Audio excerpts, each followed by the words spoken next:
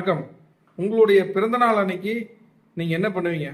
பொதுவாக எல்லாருமே பண்ணக்கூடிய விஷயம் என்ன அப்படின்னா, இன்றைக்கி நம்ம உங்களுடைய பிறந்தநாள் அப்படின்னா நீங்கள் காலையில் எழுந்திரிச்சு குளிச்சு ரெடி ஆகி நேராக உங்களுடைய குலதெய்வ கோயிலோ அல்லது வீட்டுக்கு பக்கத்தில் இருக்கிற ஏதோ ஒரு கோயிலோ போய் சாமி தரிசனம் பண்ணிட்டு வீட்டில் அம்மா அப்பாட்ட பெரியவங்ககிட்டலாம் ஆசீர்வாதம் வாங்கிட்டு அந்த அன்னைக்கு கேக்கெல்லாம் வெட்டிட்டு இந்த மாதிரி நம்ம வந்து நம்மளுடைய பிறந்தநாள் அப்படிங்கிறத நீங்கள் கொண்டாடுவீங்க.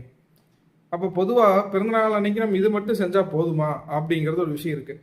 பொதுவாக அந்த காலத்து பண்டைய காலங்களில் நம்மளுடைய மூல நூட்களில் ஜோதிடம் அப்படிங்கிற ஒரு விஷயத்தில் அது நிறைய சாஸ்திரங்களை கொடுத்துருக்காங்க. அதாவது சிற்ப சாஸ்திரம், கோயில் சாஸ்திரம், கிரக சாஸ்திரம், இந்த மாதிரி நிறைய சாஸ்திரங்களில் வெவ்வேறு நூல்களில் வெளியிட்டிருக்காங்க. அந்த அடிப்படையில் நம்ம இன்னைக்கு பார்க்க போகும்போது ஹிந்து சாஸ்திரம் அப்படிங்கிற ஒரு நூலில் என்ன சொல்கிறாங்க அப்படின்னா, நம்மளுடைய பிறந்தநாள் அன்னைக்கு ஒரு ஹோமம் வளர்த்தணும். உங்களுக்கு என்னைக்கு பிறந்தநாள் வருதோ நீங்கள் அந்த பிறந்தநாள் அன்னைக்கு ஒரு ஹோமம் வளர்த்தணும் அப்படின்னு சொல்கிறாங்க.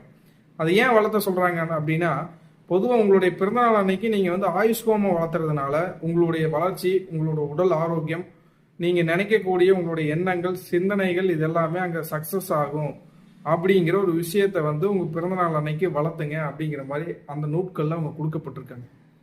இது மட்டும் இல்லாமல் இன்னொரு விஷயம் என்ன சொல்கிறாங்க அப்படின்னா, பிறந்தநாள் அன்னைக்கு நம்ம எல்லாருமே கேக் வெட்டுவோம். நம்மளுடைய இப்போ இருக்கிற காலங்களில் எல்லாருமே மெழுகுவர்த்தி பற்றி கேண்டில், அந்த மாதிரி கேண்டில் போய் இப்போ நிறைய அந்த டிசைன் எல்லாமே இருக்குது. குழந்தைகளுக்கு தகுந்த மாதிரி அந்த மாதிரி டிசைன் எல்லாம் இருக்கும். படுத்தினோம்னா அது சவுண்டு வரும், ஒரு மியூசிக் கொடுக்கும், அந்த மாதிரி நிறையா இப்போ இருக்குது.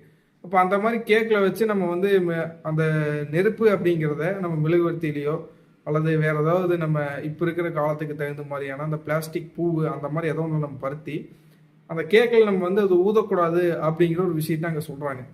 அது ஊதுறதுனால நம்மளுக்கு சில பல பாதிப்புகள் வருது அப்படின்னு அன்னைக்கே நம்மளுடைய மூல நூட்களை சொல்லியிருக்காங்க. ஸோ அப்போ பிறந்தநாள் அன்னைக்கு நம்ம என்ன பண்ணணும் அப்படின்னா, முடிஞ்சளவு ஒரு ஆயுள் ஹோமம், ஒரு ஆயுஷ் ஹோமம் அப்படிங்கிறது நம்மளுடைய எப்பப்போ பிறந்தநாள் வருதோ அப்போ எல்லாமே நம்ம வீட்டுக்கு பக்கத்தில் இருக்கக்கூடிய சிவன் கோயில்கள்லையோ அல்லது பரிகார ஸ்தலங்கள்லையோ நம்ம பண்ணுறது அப்படிங்கிறது அது மிகப்பெரிய யோகத்தை தரும். இப்போ இருக்கக்கூடிய மிகப்பெரிய நபர்கள்லேருந்து அன்னைக்கு வாழ்ந்த நம்மளுடைய அரசர்கள் வரைக்குமே இந்த விஷயத்தை ஃபாலோ பண்ணியிருக்காங்க. ஏன்னா ஃபாலோ பண்ணதை நம்மளுடைய சாஸ்திர அப்படிங்கிற ஒரு நூட்களில் நம்மளுக்கு கொடுத்துருக்காங்க. அப்போ இதை நம்ம பயன்படுத்தும் போது நம்மளுடைய வாழ்க்கையில் இன்னுமே நல்லா வளர்ச்சியையும் அடுத்தடுத்து நம்மளுடைய வளர்ச்சியும் ப்ளஸ் ஆரோக்கியத்தையும் நம்மளுக்கு எந்த வகையிலையும் பாதிக்காது அப்படிங்கிற ஒரு பதிவு தான் இந்த பதிவு. இது வந்து பார்த்தோம் அப்படின்னா இது வந்து பிறந்த நாளைக்கே உண்டான ஒரு பதிவு. இது எப்படி பண்ணணும், எப்படி பார்க்கணும் அப்படிங்கிறதுக்கான இது ஒரு பதிவு. அடுத்த பதிவில் சந்திப்போம். நன்றி.